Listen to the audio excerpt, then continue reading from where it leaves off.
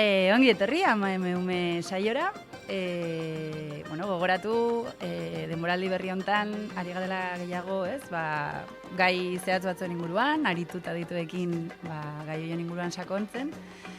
Eta gaurkoan, nik uste iaz ere, ez? Noski, bizipenetatik lan mundua edo lan erremuneratua maiz agertzen dela, eta hor inguruko eskubideak, baina gaur zehazki proiektu kooperatibo edo ekintzailetzatik sortutako proiektuetan amatasunak zer nolako eragina duenan inguruan hausnartzeko, Artaziak eta Farapi kooperatibako Anita eta Araitz ekarri ditugu.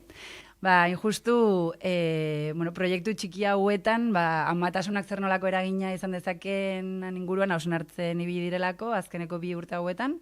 2022an, injustu hori, Farapi eta Artaziko kideak pixkata hausnarketa hipotesi baten bueltan hasi ziren, intuizio batetik, eta 2 urte hauetan zehar, elkarrizketa, saio kolektibo, partekatze espazio ezberdinak antolatu dituzue, eta pixka guztia honen inguruan jakiteko, ez? Eta ze kristo, ze ondorio, ze gertatzen den hor jakiteko, hemen ditugu gurekin, ez? Zuek aipatzen zenuten bezala zuen lanean, oraintxe gainera publikatu berri duzutena, ez? Pixka bat egindako prozesuarena. Aipatzen zenuten a priori, ez? Olako proiektu txikietan, igual, egitasmo hiekin, edo bere jardun propioarekin zerikusia ez duten, bestelako gai asko, batean, ekintzailetzak ekartze ditula, ez? Lan baldintzen inguruan hitz egiteana, ordainsariak, konbenioak, ez? Batean olako mundu batzuk esatuzula, ostras, eta klaro, hor ze puntura arte replikatzen nahi gara, ez?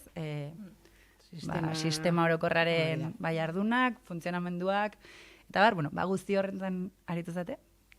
Orduan, pixka bat ongi etorri, Araitz eta Anita. Gian hori, astea igual leheneko galdera hori, zergatik hasi zineten prozesu honekin, zergatik erabaki zenuten pixka bat elkarrekin ibilbide hau astea, zein zen hipotesi famatu gura? Sekretu bada. Hipotesia sekretu bada. Farapikin eta beste kooperatiba eta proiektu kolektibo batzuekin koinziditzen hasi ginen, elkartzen hasi ginen interkooperazio feminista sarea sortzen.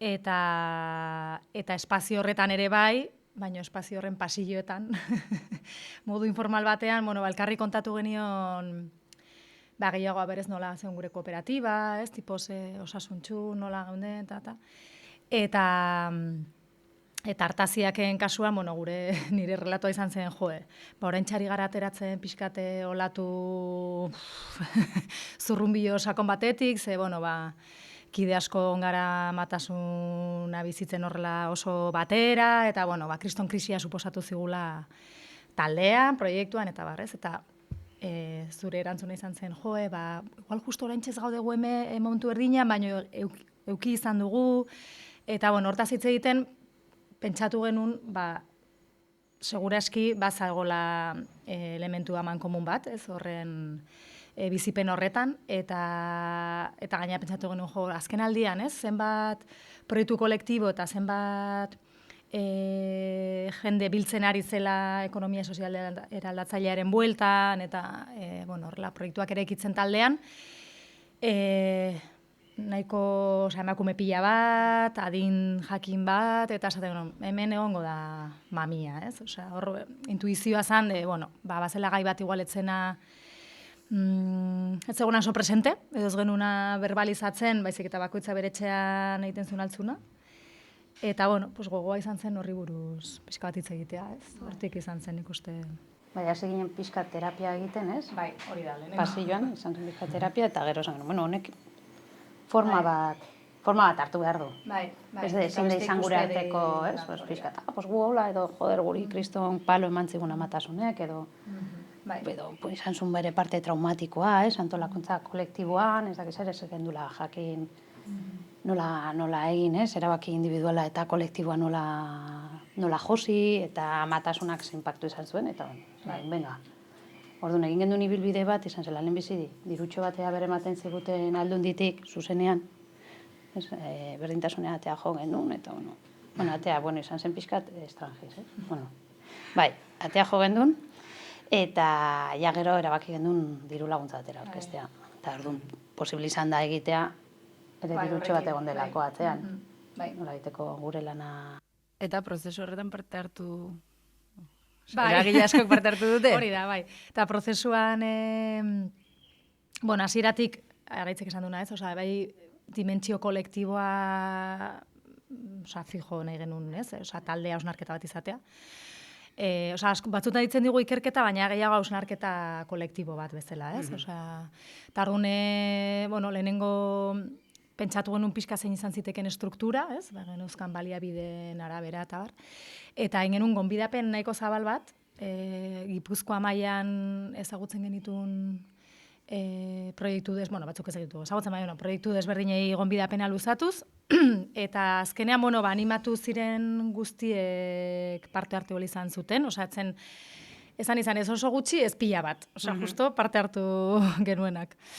Eta hori, eta struktura izan zen, 3 saio horrela nahiko luze, 3 saio kolektiboak, eta 2. eta 3. saioaren artean baita ere egon zen metodologia bat edo kanal bat, modu virtual batean elkarri galderak luzatzeko eta erantzunak emateko. Eta gero gure ere sukaldeko lan pixka bat, ateratako guzti horri estruktura bat, eta konversazio guzti horietan eta ariketa guzti horietan ateratako informazioa pixka digeritzen, eta hor azkenean hori, tresna bat sortu dugu. Dena jasotzen duen dokumentu bat edo. Eta hori denak Gipuzkoarra ginen, eragile guztiak, denak Gipuzkoarrak. Igual horre markatzen zen eskaera diru laguntza eta hori. Eta gero ere mugitzea eta betikoa. Ari gara gaiontaz, orduan gai honetan ere mugikortasuna ere, esango nukenik ere, nahiko mugatzen zaitula. Faktore garritua da. Eta orduan, emaitzen artean, ezberdin jokatzen da kooperatiba txikietan, ezberdin eragiten du, amatasunak kooperatiba txikietan. Hori ondorioztatu duzute. Alde batetik, igual bereizi dezakegu enpresa handiak, ez direnak ez lanpostu, ezakita arruntak ditu, baina ez direnak proiektu kooperatibo taldekoak. Ze horietan azkenean, egitura nahiko sendoa izaten da, eta sostengatu daiteke, pertsona batek erabakitzen badu, más o menos, esedentzia bat hartu, edo baimenak, edo ordezkatu, edo...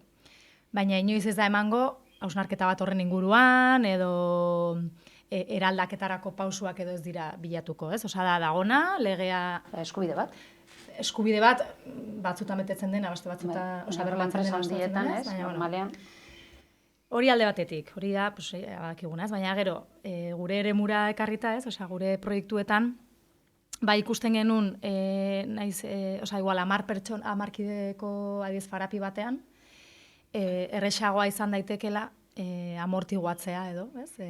Sortzen diren, ez dakit gora berak, intentsitateak asko zerrexagoa da hori kudeatzea, inkerketan parte hartu duten beste enpresa batzuekin alderatuta, zela igual bi pertsonakoak, bat edo 3, hor asko aldatzen da.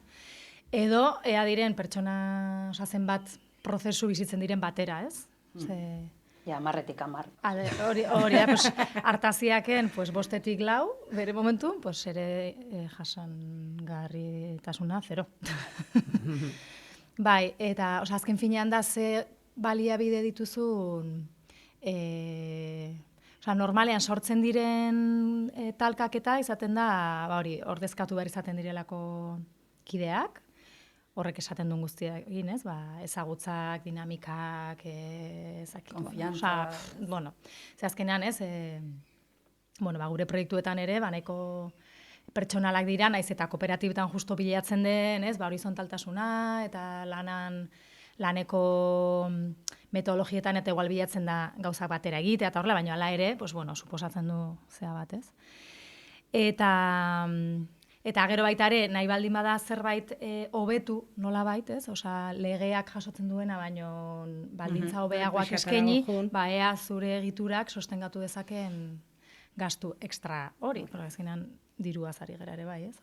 Lan antolaketaz, baino baita ere diruaz, ez? Eta gero, nik ustut ere hemen bat zegoen beste lotuta horrekin, Eta bazen amatasunak amatasunagatik desagertzen zarenean, ordezkapen hori zaila zela. Zer zen bakarrik ordezkatzea langile bezala. Ez daude lanean ari den baten ordezkapena, ez? Bakarrik egiten dituzu edalontzia jarri eta beste bat etortzen eta edalontzia jarri. Egia da horretan ere bat zegoela ardura bat. Ez? Kooperatibaren hori da. Claro, orduan betian ere badaude bestelako faktore batzu direla nolaiteko proiektu horrekiko ardura. Nola ordezkatzen duzu, edo nola banatzen duzu harrek zuen ardura mentala, ez duzu aletik esan behar ardura konkretua, baina keskak ez dakizer hori guztia nola banatzen duzu, ez?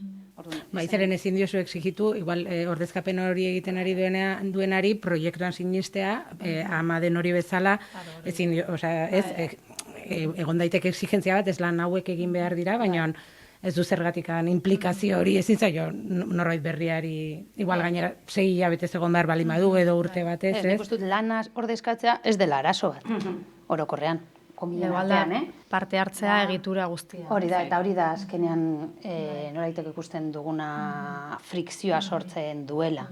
Ez lana bera, baizik eta ditu konpromiso hori, edo duzun ardura hori, eta handa, ez? Nik uste dut, nik ikusi nuena zen, guri gertatu zitzaigun bezala, ez zela lana, baizik eta beste frikzio batzuk errepikatzen zena neurri batean bat zegoela puntu batean beste parte hori, ez? Ez dakit, langileak direnekin ez dienak parte, ez dagoen besteko arazorik, amatasunekin. Bihurtzen zen arazoa, proiektu bultzatzaileen artean, eta gure proiektuetan gehienak. Ginen hori, bagara hori. Proiektuaren bultzatzaileak, oso gutxietak da, 2 dira eta gero beste 10 ditu. Horrelakoak ez ditugu gure sare hontan, orduan, nik uste dut handagola ere. Eta gero ere bai, ez dela ez da ere gaixoaldi bat, obviamente, hori ez dut hemen azaldu behar, baina ez da desagertzen ez da gero bueltatzen nintzen bezalakoa.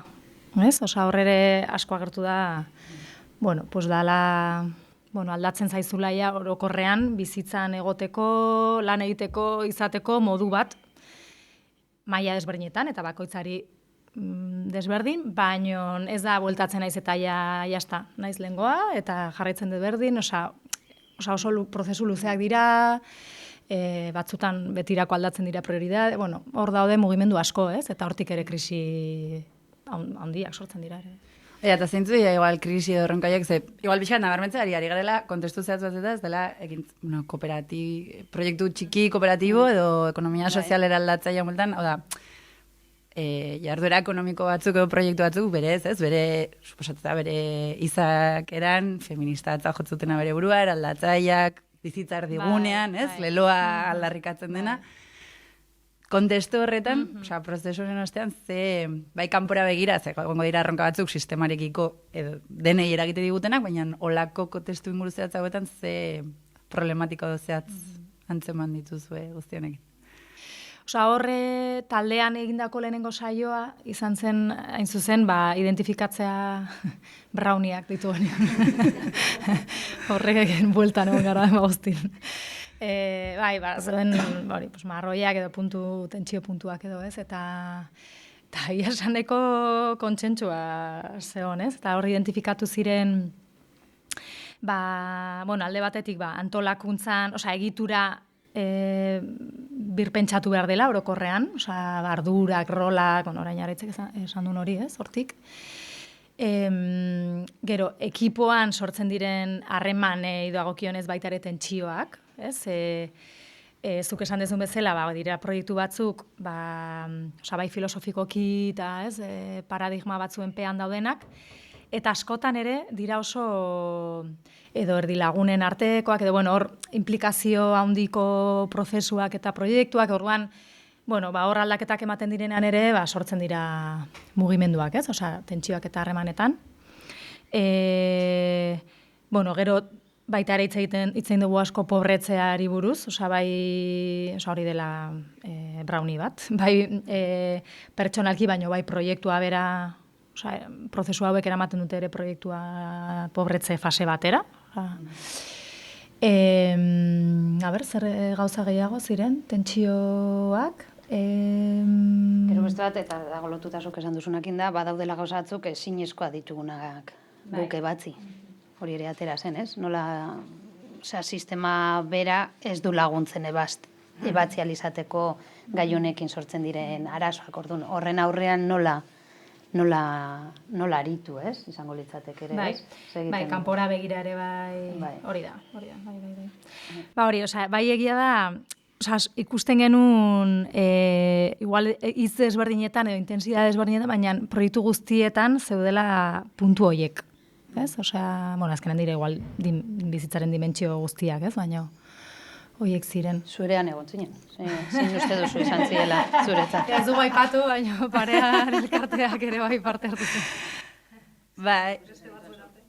Ez, bai, replikatzen direla azkenean, ez? Igual uste du, niretzat baizen esanguratxoa saiatzen garela igual beste eredu bat izaten, baina gero nahi gabe, ez? Errepikatzen zaizkigula, tentsio batzuk, baina hori ez, eta niretzat ere zen aipatu zutena eskalak asko eragiten duela, ez? Proiektuaren eskalak zema pertsona kopuru, ez? Edo dauden proiektu hortan. Baina igual pixka positibora jotzagatik ere, justamente horrelako proiektuak izateagatik, tauetz egon gidoian. Baina zer nolako barne araudi famatu horiek, ez? Olako enpresek izate dituztena, pixkat eraldatzaile izan nahian, lan baldintzak, hori ez, igual sistemak ezarte dituen, laktantziako ezakitzen bat egun, pues guk erabakiko dugu, edo gure lan jornada izango dela X orduko, edo horrelako gauzetan, zer nolako gauza interesgarri, gizarteria aportazio inditzazko. Batu genituen gehienak, nik uste dut ez dela lotuak amatasun egoeretara, igual batzuk bai. Baina egia bada, hartutako neurri guzti horiek gero amatasunak modu lasaiagoan bizializateko laguntzen zutela. Hori niri bai iruditu zitzen. Igual baten bat zegoen, osatzen dugu, ez dakit zer, ez? Edo pixkat hobetzen dugu, baina gehienak dira beste gauza batzuei erantzun dizkioten neurriak. Baina laguntzen zaituztenak azkenean, ez? Flexibilidadea. Pues gehienak zurazki COVID-akin, hasi zinen flexibilidadeena, bulegora junez, ez dakiz ez. Bueno, pues ez da amatasunari lotutako neurri bat hartu zena, baina egia da... Amatasunari eragiten diola positiboki. Positiboki, nola esaten da, doble filo, hori ere aipatu da askotan, doble filo, malgutasuna baldin badut nik, horrek esan nahi du, nebikotek ez baldin badu, ez, ni jango ditu dela ardura guztiak. Baina nola baiteko nahi duzun amatasun hori bizializateko aukera gehiago eman aldizkizu horrek. Baina neurria zen hartu horretako. Orduan, bueno, badia holako... Bai, justo, helburua tresna honekin eta prozesuan bilatzen genuna zen, lehen aipatu da hasieran browniak identifikatu ziren, ez, multzo batzuk, eta gero parte hartu genuen kooperatiba proiektu guztiek, partekatu genituen, horren aurrean ze estrategia genitun, da honeko, ez genuen, gero batzuk amestu edo irudikatu genitu, baina batez ere izan zen jasoketa bat ere bai, ez? Igual denetan ez da egiten, baina horre egiten. Eta esaten zenuna, ez? Bazegon gauza oso interesgarri bat, orokorrean ikuspegi feminista baten baitan edo lan egiten zutenez, kolektibo horiek, helburua etzain hainbeste kontziliazioa, ez? Hitz horroroso hori hainbeste arazo ematen duna, baizik eta orokorrean, ez, lan eta bizitza bizigarriak bultzatzea edo muga guztiekin, baina horregatik, ez, neurri horiek enmarkatzen dira denentzako bizitza bizigarriagoak izateko, ez? Eta azkenean, ez, tonutxik esaten du, ez, ere bai, txikian erentzako edo egokia dena denentzako egokia izango da, ez? Pues kasu honetan berdina, lan baldintza batzuk, justo ez dakit, zaurgarrien erentzako edo muga gehien dituen erentzako baliagarria denean edo egokia denean, denentzako ere izango da askoz bizigarriagoa, ez? Orduan, jasotzen diren neurri pila bat lotuta daude, adibidez murrizketak eskatu, baina kotizatu berdin. Baimenak igual gehiago luzatu edo baja daudenean, soldata osatu. Ez dakit, neurri kopurua ere jeitsi, ez? Lan ordua jeitsi, soldata jeitsi, olako neurri pila bat, malgutasuna aipatu dezu ere bai, zaintza baimenak, ez? Hainbeste justifikatu gabe, behar, horrelako neurri pila bat bagenitula ja, ez?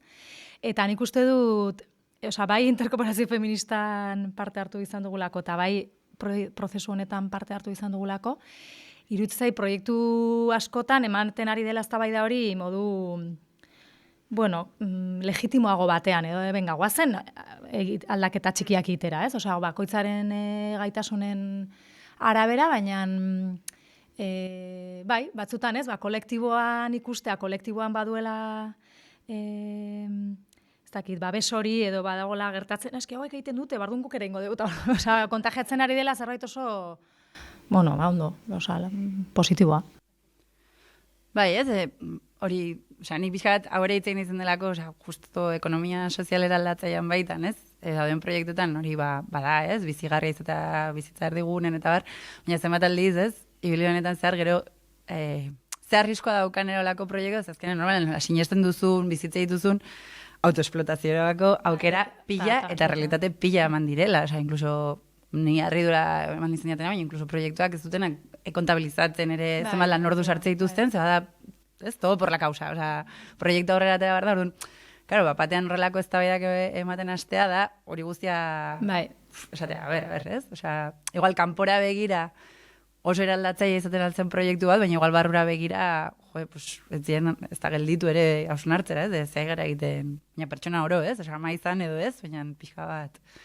Guk askotan esaten dugu horrekin lotuta, ez, saiatzen ari gara, niri desberdintzen hauna beste enpresa txatxiguaik, esan alditzugu, ez, edo da nik dudan markoa, ez, eta Anitak esaten duena, ez, orokorren dugun markoa, ez, dela, bizitzak erdigunean, ez dugula lan egin nahi, baizik eta, ez, betiko esaldia, ez, hobeto bizi nahi dugu, ez da lana. Baina gero konturatzen zara, ez, azten zarenan parekatzen, eta esan duzu, kutxakoek gu baino baldintza hobea dituzte. Ez, eta beraien bizi erdigune hori, kasike orduan guneago hando gurean baino, dute, letxez. Naiz eta ez duen zen bere helburua hori. Markoa beste bada, gaina beste bada, bizitzak erdigunean, zertako kapitala erdigunean, baina albidetzen die baldintza, que cabrones, ez? Kariat, azkenean da, ereduarekin, ez? Eraldatzaile izatere bai, ez soilik kanpora begira egiten duzun jardunarekin. Hori da, eta nik uste dut gurean, eta amatasunekin ere gertatzen dena, daukasun erreflejo bakarra dia olako enpresen. Hori da. Orduan, ari gara, momentu batean, eta amatasunak ere, eta dena da jartzen erdigunean, baina eredu kapitalista hoiei begira. Orduan, egiten ditugun neurri guztiak, neurri edo modu batean dira hoiek. Eta guri batzutan neurri guztiak kriston kostua suposatzen dugu. Nik uste dut kutxari kostua da minimoa. Baina guri neurri guzti hauek suposatzen digute kostu pertsonal eta kolektibo handia, ez? Orduan, batzutan da nola, ez, erdigunean jartzea zer da? Nolabaiteko eskubide hoiek bermatzea eta pixka gehiago zabaldu, edo ari gara beste gauza bat eta hitz egiten. Eta egia da momentu batzuetan, amatasunak nola bizitzen dituen gaur egun, eta ez dakit millennials edo ez, horrekoan hemendikan kanbo hitz egiten ari ginena, baina pixka zalantzan jartzen dizute guzti hori, ze beste tempus batzu dira. Momentu batean, nik urtarrilan 24 nintzen modu batean, baina urtarrilak 26, de repente bizitza deskuajerin gatu zitzaidan, ez? Orduan, jarri behar dudanean nire egoera zein den, edo ni jartzen izenean zentruan, klaro, beste gauza batzu gestionatu behar ditugu orain arte gestionatzen ez genituenak kasuntan gure kooperatiban edo gure proiektuan, ez? Eta errepente, klaro, eredu horiek saiatzen gara sartzen, baina badira gauzatzuk ez dituztenak erantzuten. Eta egia da, ez dugula, nik esango nuke oraindik ez diogula asmatu. Eredu berri bat. Eredu berri batekin. Ari gara, han probak egiten, saltzeatzen, saiatzen, marko bat izatean etzako da fundamentala, ez horrek markatzen du alde. Ja lehenbiziko aldea hori da, marko desberdin badugula, ez? Baina gero da, eta iruditzen zaidela, pauso hau beharrezkoa dela, Osea, egotean gure kontraesanekin eta sentitzea tope batean gaudela, etorriko dira beste batzuk eta saltatuko dute. Ja guk bide hori egin dugulako. Baina momentuan, eta nik uste dut hemen sentsazioa, da guazen gauzak egiten, baina oraindik paradigma konkretu batean. Oraindik ez dugu asmatu arrakala hori, zein den zehazki. Ez gaude hemen, eta baina zein da arrakalatuko duena, eta beste eredu bat ekarriko diguna, ez? Nik uste dut oraindik bilaketa horretan gaudela. Bai, bueno, eta tresna horiek erabiliz, bilaketa hori, prueba error edo behintzat, ez? Osea, jungo gea... Edo base bat jartzen, ez? Nik horrela imaginatzen dut, ez? Hau da minimoa. Hemendikan bera, gaizki, orduan, ja, minimoa nik ustuta sentatuta eta bilatuta nola egonkortu daiteken minimo hori orokorrean, izan daitezke harremanetan, edo ziurazki urrengoa, esan dut, bueno, pues minimoa jazta, minimoa jazda nahikoa, vale, eta nola, eta hoietako bat, adibidez, eta bai igual balio duela beste modu batean pentsatzeko da, elkartzea. Bai, gaiari buruz hitz egitea, eta... Orduan, zuek zeukaten kriston potxotxoa, guk izan genuen kriston potxotxoa, baina gurean gelditzen da, gure zauriak, ez, neurri batean horretan gu sendatu ditugu, zuek zuenak, eta han gelditzen da. Baina elkartzen garenean, bueno, nola dau, mal de muchos, no sé, tontos. Bueno, pertsonala politikoa dela, ez? Osa, azkenean ez dela kasualidadea. Hori da, eta azten zara hori lotura horiek egiten, eta pues, berdinean ni, besteak, ondo goaz. Ondo goaz. Eta gero niretzako ere, eta hipotesien artean zegoen, edo abiatu ginenean, zegoen ere, ikusten gendula feminizatutako proiektuetan zuen inpaktua, edo aitatasunek zutena, bai, batez ere hori atera zen ere. Inkreiblea zen. Osea, gurean zen penalizatzen zigun, ikuspegi guztian, eta gure inguruan nik ezagutu ditut, saritu egin dituztenak aita izateagatik. Eta esatzen zuen, no posible, huegotea hemen. Ez? Horrela? Da, hostia. Eta bazegoen hori, ez? Igual desde el pique, baina... Jode, no posible, ez? Nola gizartean dagona ere, de repente hemen isladatzen zaigu, claramente, ez? Orduan, elkartzea eta... hitz egin alizatea, eta batzutan miseria eta hitz egitea oso ondo dagoela, ze horreka empoderatzen zaitu, miseriak beti gogorrago egiten zaituzte, ez? Nik uste dut hori badela adibidez. Gauza bat, desberdin du edo egin alduena bidean aurrera egin alizatea, ez? Zenik ez ditut ikusten lakutxa, la BBK, elkarten eta nola... Coaching saioak egiten dituzte eta hola, Bai, baina beste...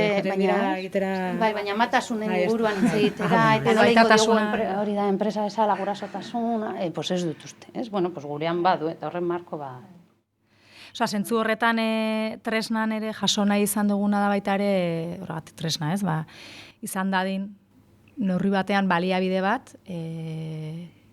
kolektibo batek, nahi baldin abiatu honen inguruko hausnarketa bat, hor baude baita ere galdera deseroso batzuk, zeri buruz hitz egin, ez? Osa, igual modu naturalean edo zure elkartean edo zure kooperatiban ez bada gaia atera, igual daude ere bai modu batzuk bultzatzeko eztabaida horiek, ez? Eta adibidez interpelatzea zuzenean guraso diren gizonei, esaten genuen, zebaz ditugu behartzen derrepente denak murrizketak hartzea, txirotz, ez, beti, horlako konversazioak ere ateratzen ziren, ez, edo interpelatu dezakezula norbait, zenbat ordu sartzen naizean, ez, baita ere retiratzen, ez, ez kontrako...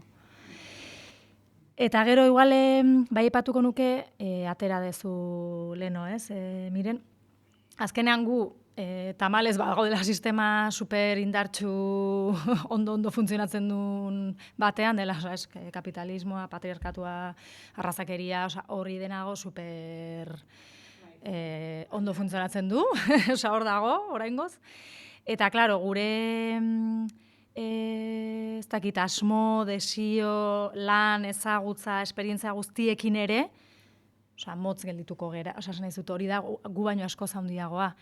Baina, nik uste badela ere bai, ez dakit, oasi txikiak, edo, pixka eta amortiguatzea ere bai, hor kanpoan egiten duen hotz hori, pixka bat, leuntzeko, ez? Eta batzutan, kolektiboak ezin badu bermatu ere, nahiko lituzken eskubide edo egoera guzti horiek, behintzat izatea eztabaida bat, kolektiboa, igual, jo que se faseka proiektatzea, pues venga, orain ezin dugu hau erabaki hau hartu, baina 5 urte barru, osea, ez dakit, neurriak hartzea horruntz juteko, ez? Eta ez izatea gehiago, plan estrategiko formatu. Eta ez izatea inbeste, pertsona jakin baten gaitasun ekonomiko eta pertsonalen araberako erabakiak, ez? Pues, askotan esateko, pues, esedentzia pobretzen zaitu, baina aldi berean ere privilegio bat izan daiteke, no? Osa, hor dauden ere beti kontraesan guzti horiek, eta direla zure egoera konkretuan arabera, osa, ez dira unibertsalak, ez dira, bueno, hor dago pototxo handia ere, bai. Eta guk ez dugu aztertu, geundenakan nahiko homogeneoa ginen. Osa, ginen, parte hartu gendun gehienak bat izan ezin izik ama ginen, heterosexualak, ez? Eta harreman heterosexualetan amak eginak, behintzat, eta denak oso txuriak. Paperdunak. Euskaldunak, eta orduan egia da, nik imaginatzen dut, hau guztiara, jaisten baldin badugu beste realidade batzutara, pozuzak izatea golitzatekenan. Sesgatua dela argazkia. Bai, hori ere jasotzen dugu, bueno, da, izan zena, animatu zirenena, hori izan. Bai, sesgatua da, klaro. Bai, nik, bueno, prozesuan kontatu bera, ez, baina gure kasuan ez, gure proiektuan 3 eta gaina izan zeko, ez? Osa, deak gure izan dela, proiektuaren gatik aposto egin, eta 3 ama urte berdinan, kasi, 3. Ez eta horrekera eman gaituelak, momentu oso martzianetara, baina hori da, ez? Osa, horren magia de, osa, konkretuki beti horitzen dut anekdota bat, bilera bat, 3 bat jumartzuena, pediatran zegoen, atzeratu zen pediatra, ez naiz iristen, bueno, ni nago aurrarekin, bueno, ni egoko naiz zure aurraren bila, horrela, zu igotzen zera, zen nik ezakite zer bilera hortaz, zer du behitzazu, eta ez dugu, ez, batean, hiroen ardeko enpaste bat, zuka unik hartu dut hau ezakitze, eta, bueno, pues aurrera egiten dugu honekin, ez? Baina magia hori aldi berean, baina bai, da... Bai, momentu... Komplexuak. Potenteak, izaten dira horiek. Baina egiten dira. Badago bukatzeko zerbait, nabarmentzeko, behiarezik harritu dizuena, edo gehien errepikatu den zerbait. Asko errepikatu da... Bueno, igual epatuko nuke, asko errepikatuen gauza bat, eta iruditzen zait eraldatu dela pixka prozesuan, eta asko hitz egin zen kulpari buruz. Imaginatzet podcastean ere asko hitz egin dela hori buruz. Baina lanaren eremuan ere bai, ez? Sentsazioa de lanean bazaudet zaude aurrakin bazaudet zaude lanean. Etza iristen gehiago marde, porque, bueno,